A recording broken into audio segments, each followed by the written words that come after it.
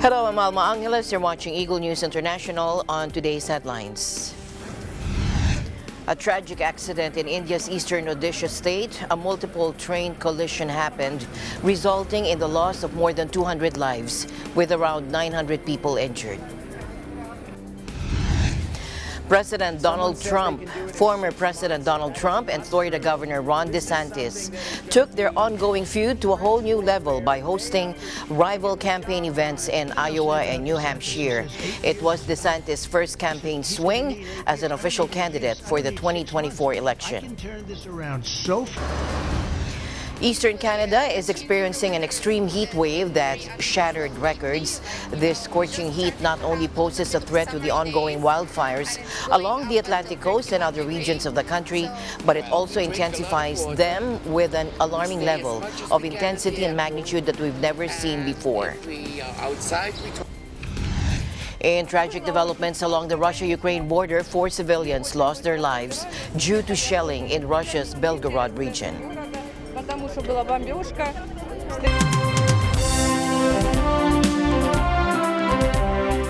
First in our news, a tragic accident in India's eastern Odisha state. A multiple train collision happened, resulting in the loss of more than 200 lives with around 900 people injured. Take a look. The Chief Secretary of Odisha, Pradeep Jina, mentioned that they dispatched over 200 ambulances to the scene in Balasore district. Here's what seems to have happened. One passenger train derailed and was then hit by another train on the adjacent track late on Friday. The trains involved were the Coromandel Express and the Howrah Superfast Express, according to Indian Railways. Sudhanshu Sarangi, the Director General of the Fire Department in Odisha, reported that they have recovered 207 bodies so far, and he said that the death toll is expected to rise as they continue their rescue efforts at the site. Rescue workers are currently engaged in a race against time, desperately searching for survivors trapped in the wreckage. Indian Prime Minister Narendra Modi expressed his distress over the incident and extended his thoughts to the grieving families. He tweeted that rescue operations are underway and every possible assistance is being provided to those affected. One survivor shared his harrowing experience with local TV news reporters, recounting how he was sleeping when the accident occurred. He woke up to find himself trapped beneath a dozen fellow passengers, but managed to crawl out of the carriage with injuries to his neck and arm. Another TV station aired distressing images of a train car overturned on the side of the track, with courageous residents rushing to rescue the victims. India has sadly witnessed railway accidents in the past, but the magnitude of this crash is truly shocking. Railway safety has improved significantly in recent years thanks to massive new investments and upgrades in technology. However, this latest crash is a reminder that there's still more work to be done. Former President Donald Trump and Florida Governor Ron DeSantis took their ongoing feud to a whole new level by hosting rival campaign events in Iowa and New Hampshire. It was DeSantis' first campaign swing as an official candidate for the 2024 election. DeSantis made a claim that to truly achieve a long-lasting conservative agenda, it would require 2 presidential terms. But Trump immediately pushed back against DeSantis, challenging his statement. Let's listen in. Someone says they can do it in 6 months. That is not true. This is something that is going to be trench warfare day after day after day, but it needs to be done because I think the future of constitutional government hangs in the balance. But the personnel is not just who's at the top as like Attorney General. It's also all the people, thousands of people who fill all these positions. Inspire them to put their lives on hold in their community, move to the nation's capital, and serve in the administration for 2, 4, 6, 8 years, whatever it takes to get the job done. One thing I'll say about DeSantis, he says 8 years is important. He said he's going to need 8 years. I don't need 8 years. I don't need 6 months. I can turn this around so fast, getting inflation down, getting interest rates down, getting the economy back. This is going to take 6 months. When I hear him saying he needs 8 years, if he needs 8 years to turn it around, you don't want him as your president. I can tell you that. Why didn't he do it his first 4 years? Now, DeSantis seems to have taken an interesting approach during his campaign events, though. Unlike what usually is expected from the presidential candidates in the first in the nation primary state of New Hampshire, DeSantis wrapped up all 4 of his events without opening the floor for questions from voters. And it doesn't stop there. During his time in Iowa earlier the week, he also didn't take any questions from the audience on stage. After delivering a speech at his initial event in Laconia, DeSantis was caught by surprise when an AP reporter approached him. The reporter questioned why he wasn't allowing people in the audience to ask him questions. Take a look. Why not take any questions from voters, Governor? Governor, how come you're not taking questions from voters? Stop coming up to me, talk to me. What are you talking about? I'm not here with people. Are you blind? What? Are you blind? I'm not blind. Okay, so people are coming up to me, talking to me, whatever they want to talk to me about. While DeSantis opted not to take any questions from voters during his Thursday events, now Trump went in a completely different direction. He made sure to interact with the crowd and address their questions at all of his campaign stops. He started his day with a breakfast meeting in Urbandale, followed by a Trump team volunteer leadership training event in Grimes, just outside Des Moines. Trump also recorded a town hall with Sean Hannity from Fox News Channel, and it aired in the evening.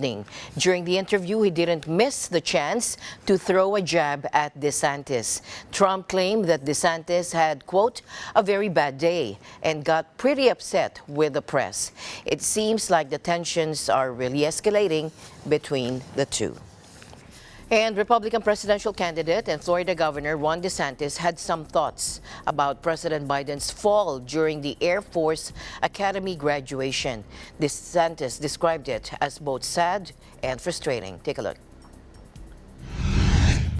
I can tell you, you saw the other day, I guess it was yesterday, the president was at an event and had a little fall on the stage there. And look, it happens, not something that you want to see for anybody, but unfortunately, I think that was kind of a metaphor for how our country is going right now. Because we seem to be stubbing our toe, falling down, not doing things the right way. The country's clearly going in the wrong direction. Look at what's happening with the southern border. Look what's happening with inflation and all the economic squeeze we see. Look what's happening with Biden trying to kneecap our ability to produce our own energy. So here's what went down during the Air Force Academy commencement ceremony in Colorado Springs. President Biden took a tumble on stage. Apparently, he tripped over a sandbag. Luckily, he wasn't injured and was quickly helped up. Despite the fall, President Biden showed resilience and continued with the rest of the event. It's definitely a moment that caught everyone's attention. Ladies and gentlemen, Eastern Canada is experiencing an extreme heat wave that shattered records. This scorching heat not only poses a threat to the ongoing wildfires along the Atlantic coast and other regions of the country, but it also intensifies them with an alarming level of intensity and magnitude that we've never seen before. Take a look. usually the change in the weather has been very unusual lately. We're just starting to have a little bit of summery days, and it's going up until 31 degrees. Well, we drink a lot of water. We stay as much as we can in the airco, and if we are outside, we try to stay in the shade. Everyone is digging deep. They're digging deep knowing that a stunning number of homes have been lost, and they're digging deep despite the fact that many of these fighting the fires and responding to the fires are evacuees themselves, and it's absolutely heartbreaking. I know many of you who have been evacuated in the Tantallon area are starting to receive news about the status of your home. If the news is the worst case scenario, I'm so sorry. No lives lost, but an absolutely breathtaking amount of damage and many, many lives turned upside down. Now, there is this massive fire wreaking havoc in the northwest suburbs of Nova Scotia's main city, Halifax. It got so intense that over 16,000 residents had to be evacuated for safety. The good news is that it seems like the situation is starting to get a little better as the fire is now partially under control. But there's another fire near Lake Barrington. This beast of a fire has already devoured over 20,000 hectares of land. It's officially the largest fire ever recorded in the province. Dealing with this one is definitely going to be a major challenge for fire crews.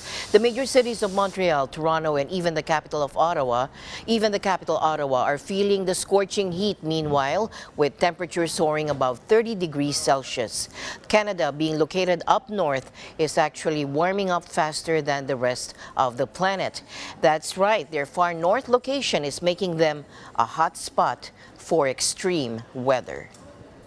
Meanwhile, as Canada battles against raging wildfires, the fight has expanded beyond its borders, evolving into an international effort, with the scale and intensity of the wildfires posing significant challenges. Countries from around the world have stepped up to provide support and resources. Thomas I. Likeness reports from Canada.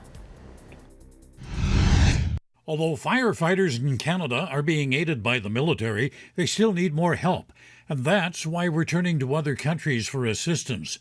Now, Canada's part of a 7-nation group that shares firefighters. The other countries include the United States, Mexico, New Zealand, Australia, South Africa, and Costa Rica. Most of the foreign help so far has gone to Alberta, where more than 1 million hectares of land has been consumed by fire. Another 215 firefighters from South Africa are expected to arrive this weekend. This is what the fire situation looks like now. The blazes having the most impact on people are in the Atlantic province of Nova Scotia. That's on Canada's east coast. There, more than 16,000 people have had to leave their homes, and many are wondering whether their houses will still be standing when they're allowed to return. It's coming together, continues to come together. 60 firefighters coming from Costa Rica, 17 from New England, and then another 18 over the next few days. And of course, our neighbors have been absolutely remarkable. Newfoundland has sent firefighters, and those water bombers that have been here all week, they're from Newfoundland.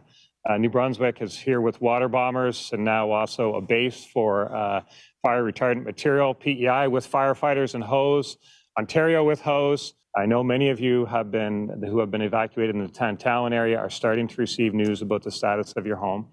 If the news is the worst case scenario, I'm so sorry.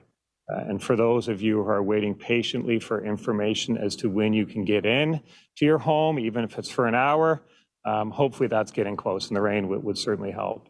For those in Shelburne, as the crews identifies homes that have been lost, we will work shoulder to shoulder with our municipal partners, the wardens and the municipalities, to get that information to residents just as soon as possible. And in some cases, this may have even started. I've also spoken to business owners who have businesses in the evacuation zones, and they have some immediate needs. So today, I'm announcing that small businesses in the evacuation zones can apply for a one-time grant of up to $2,500 to help offset the costs of unanticipated business closures. This program will open on Monday. The other big area of concern is in the western province of Alberta. Rain and cooler weather have helped firefighters bring a number of blazes there under control, but in northern remote regions, the infernos continue to burn. About 4,400 Albertans in northern communities have had to leave their homes as the flames work their way nearer to where they live. And there's no quick end in sight for any of this. Experts are saying the fires are a result of climate change, and what we are seeing now is probably going to be the new normal.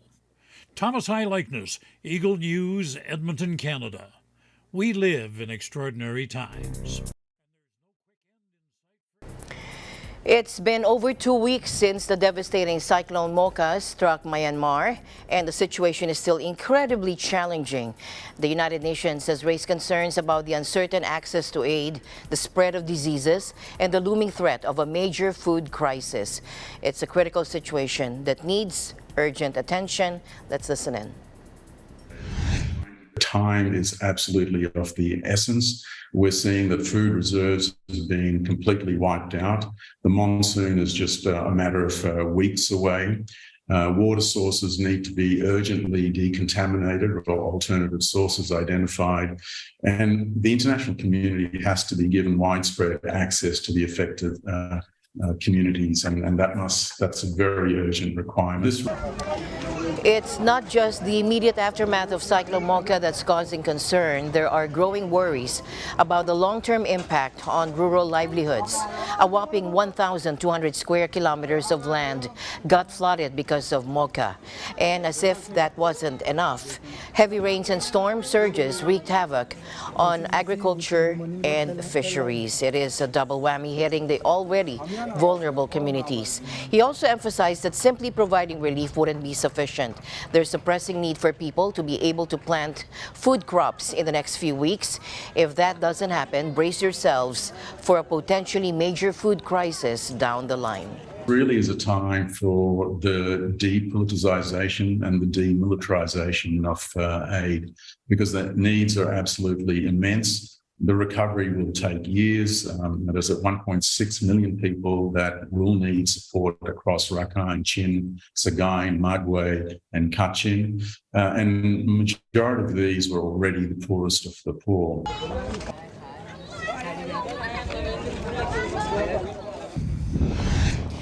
And there's this video that's been making rounds on the internet showing a massive sandstorm swirling around the Suez Canal. It was so intense that the authorities had to shut down 2 ports in response. But that's not all. Egypt has been hit by these huge clouds of dust and sand, causing quite a spectacle. Unfortunately, the sandstorm wreaked havoc in Cairo, the capital city. Tragically, 1 person lost their life, and 5 others were injured when a billboard collapsed due to the powerful sandstorm. Now, here's something you may already know. The Suez Canal is no ordinary waterway. It's actually one of the busiest and most important water routes in the entire world. So we can just imagine the impact when it had to be closed down because of this wild sandstorm. In Japan, heavy rainfall caused by the remnants of former Typhoon Mawar, now a tropical storm, has led to devastating consequences. As authorities reported, 1 person has tragically lost their life, while 2 others remain missing. Take a look. The downpour has prompted evacuation warnings for thousands of residents across affected areas in the central Aichi region's Toyohashi, where the highest level evacuation alert was issued. Rescue teams discovered a submerged car with a man in his 60s inside. Unfortunately, he was later confirmed to have passed away. In western Wakayama, where rivers overflowed, officials are continuing their search for a missing man and a woman. The impact of the rainfall has resulted in 6 people sustaining serious injuries, with an additional 24 experiencing minor injuries, according to the Fire and Disaster Management Agency. As the rain subsides, evacuation orders in central and western Japan are being downgraded, although new warnings have been issued in areas near Tokyo due to potential flooding risks. Several cities, including Toyohashi, and Koshigaya, have witnessed record-breaking 24-hour rainfall. The Japan Meteorological Agency has urged residents to remain vigilant against landslides, overflowing rivers, and flooding in low-lying areas. Approximately 4,000 households in regions close to Tokyo faced power outages early today, but the Tokyo Electric Power Company has resolved most of the issues within a few hours. While Shinkansen bullet trains temporarily suspended operations between Tokyo and Nagoya, they have since resumed around noon. In a significant move to avert a looming crisis, U.S. President Joe Biden announced that he will sign a bill today authorizing increased government borrowing. This crucial legislation aims to eliminate the catastrophic threat of default that has been looming over the world's largest economy. The bill's enactment, President Biden seeks to ensure the stability and continued functioning of the U.S. economy while addressing the urgent need to address the nation's financial obligations. Take a look. This budget agreement was critical. The stakes could not have been higher. If we had failed to reach an agreement on the budget, there were extreme voices threatening to take America for the first time in our 247-year history into default on our national debt. Nothing would have been more irresponsible. Nothing would have been more catastrophic. It was critical to reach an agreement. And it's very good news for the American people. No one got everything they wanted, but the American people got what they needed. We averted an economic crisis, an economic collapse. We're cutting spending and bringing the deficits down at the same time. 63, the nays are 36. The 60-vote threshold having been achieved, the bill is passed. Now hammered out between Democratic President Joe Biden and the Republicans, the bipartisan measure passed the Senate with a comfortable majority of 63 votes to 36, a day after it had sailed through the House of Representatives. Kevin McCarthy, the Speaker of the Republican-led House, had touted the compromise bill as a big victory for conservatives, although he faced a backlash from hardliners on the right who said he made too many concessions. Because they are now on record. So they can't sit there and yell, this isn't good. So I'll bring something back tomorrow. Let's get the rest of the IRS agents. Let's get the rest of the work requirements. Let's cut more because we are in a big debt. This is fabulous. Default was the giant sword hanging over America's head. But because of the good work of President Biden, as well as Democrats in the House and Democrats in the Senate, we are not defaulting. Democrats said from the start, we must take default off the table. For a long time, many Republicans in the House resisted. House Republicans were ready to take default hostage in order to pass a radical, hard-right agenda that never could have passed with the American people. So tonight's outcome is very welcome news for our economy and for American families. Commend President Biden and his team for producing a sensible compromise under the most difficult of circumstances. So many of the destructive provisions in the Republican bill are gone. Imagine the shockwaves that would ripple across the globe if the U.S. were to default on its federal debt for the very first time. The repercussions would be felt far and wide, reaching every corner of the world. The U.S. is a global economic powerhouse with its financial decisions impacting markets worldwide. The consequences would be dire. Interest rates could skyrocket, making it more expensive for people to borrow money for homes, cars, and businesses. Stock markets could plunge, eroding wealth and retirement savings. The value of the U.S. dollar, a key currency in international trade, could plummet, leading to higher import prices and inflation. Meanwhile, YouTube's new policy shift has stirred controversy as the platform announced today that it will no longer remove content falsely claiming fraud, errors, or glitches in the 2020 U.S. presidential election. This decision, which marks a departure from the platform's previous efforts to curb misinformation, was met with criticism from anti-misinformation advocates. YouTube defended its stance, stating that open debate on political ideas, even those based on disproven assumptions, is crucial for a functioning democratic society. The platform acknowledged the challenges of combating misinformation while preserving free speech, prompting a re-evaluation of its policies. However, advocacy groups expressed concerns, arguing that removing false election content is essential to prevent harm and protect democracy. YouTube clarified that its rules against election misinformation remain intact, aiming to prohibit content that deceives voters for or incites interference with democratic processes. In tonight's other news, President Marcos expressed his belief that pension funds should have the opportunity to invest in the proposed Maharlika investment fund despite facing opposition from certain lawmakers. These lawmakers have managed to exclude pension funds from the list of entities initially required to contribute to the seed fund, as stated in the Senate version. During his interview with reporters at the Government Service Insurance System, or GSIS 86th anniversary celebration, the President emphasized that MIF has the potential to generate additional revenue for pension funds, benefiting their members. Take a look. We will not use it as a seed fund. However, if a pension fund, which is what pension funds do, is they invest. If the pension fund decides that the Maharlika fund is a good investment, it's up to them if they want to invest in it. So like any, not only a pension fund, but corporations. Mga fund, yan lang ang ginagawa nila, pinapalaki ng pera nila para mayroon silang may bigay. Like GSIS, this is precisely what they've been doing. They're making sure they're very solid, that they're very stable, so that all the payments that they need to give out. The bill includes a ban that specifically targets GSIS, SSS, PhilHealth, Pag-ibig Fund, OWA, and PVAO. They're not allowed to invest in the MIF. Some lawmakers, progressive groups, and labor organizations are not happy about pension funds being used for the MIF. This whole situation led to the House of Representatives removing SSS and GSIS from the list of contributors in last year's House Bill 6088. They held a bicameral conference committee meeting to hash things out between SB 2020 and HB 6088. However, the House contingent decided to go with the Senate version of the MIF bill, which cut the meeting short.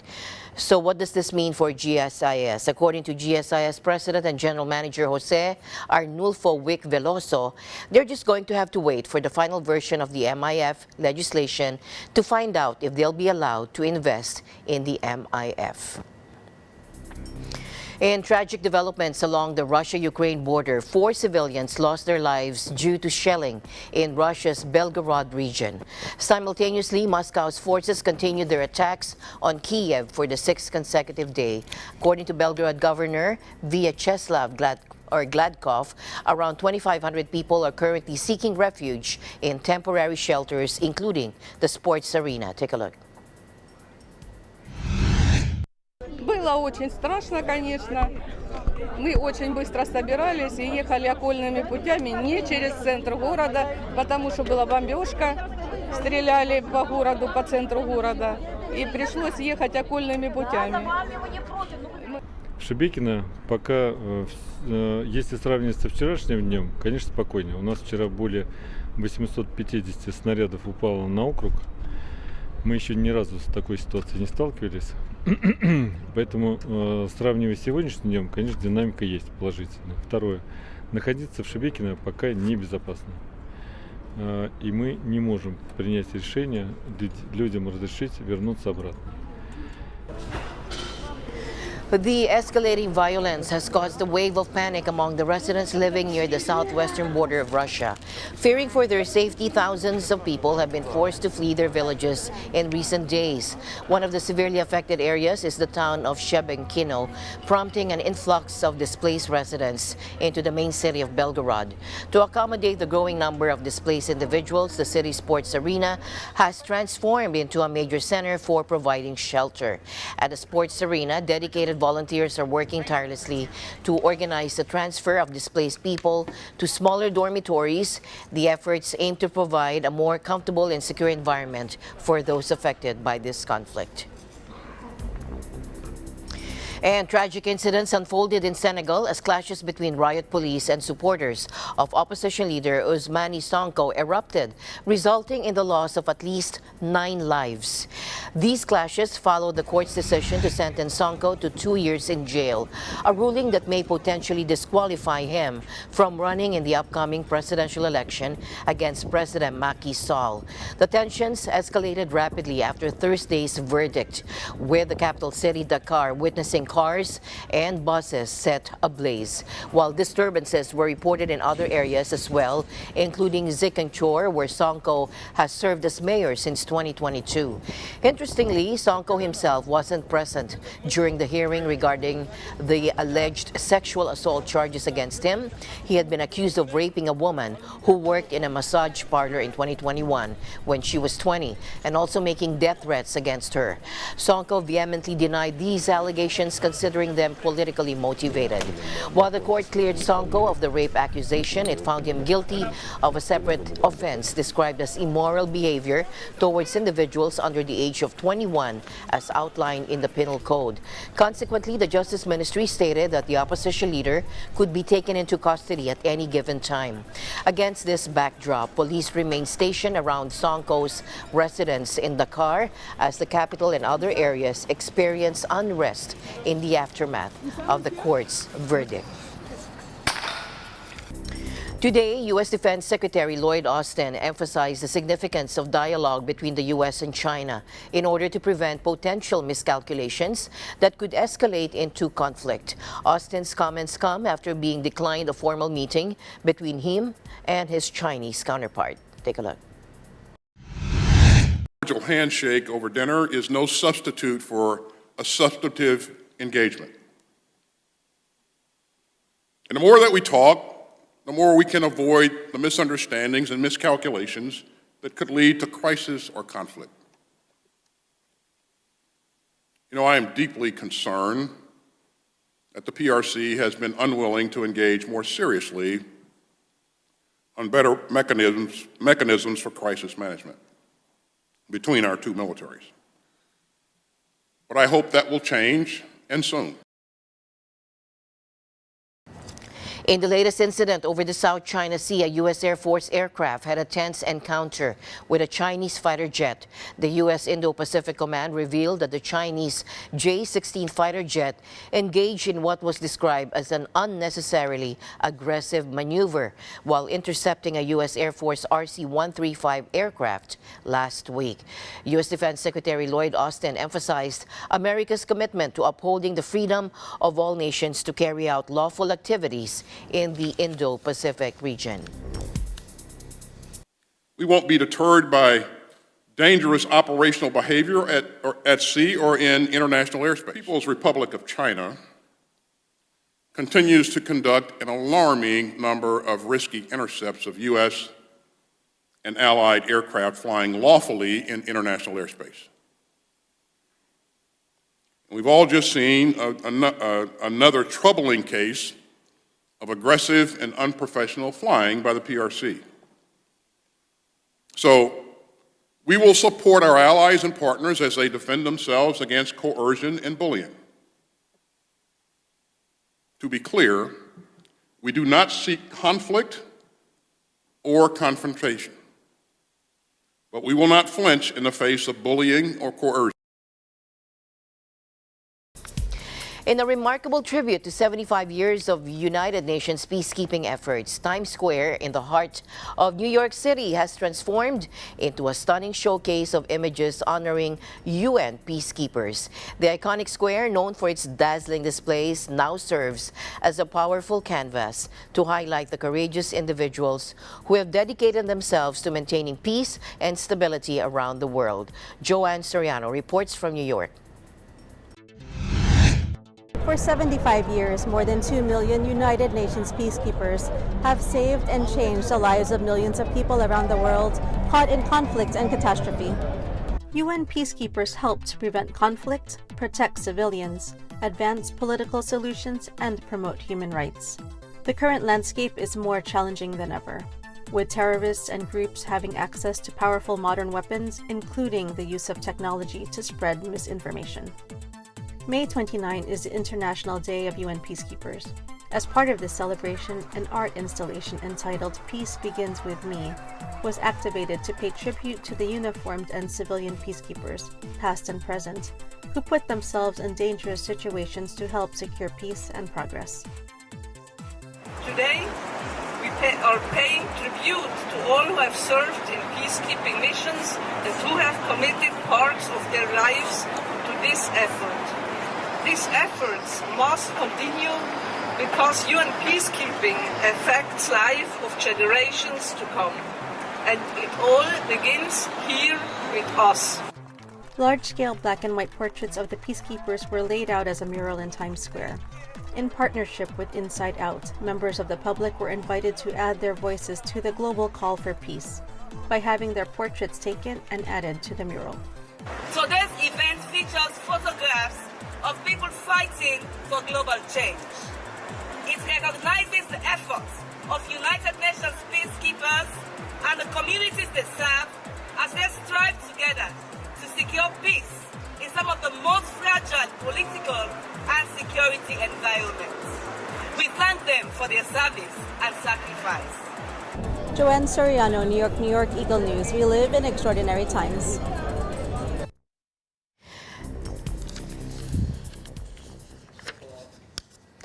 As always, I'll end the day on a thoughtful note. Our ability to look back and smile at our past is proof that God's plan is to keep us moving forward. This has been Eagle News International. I'm Alma Angeles. Stay alert, stay informed, because we live in extraordinary times. Good night.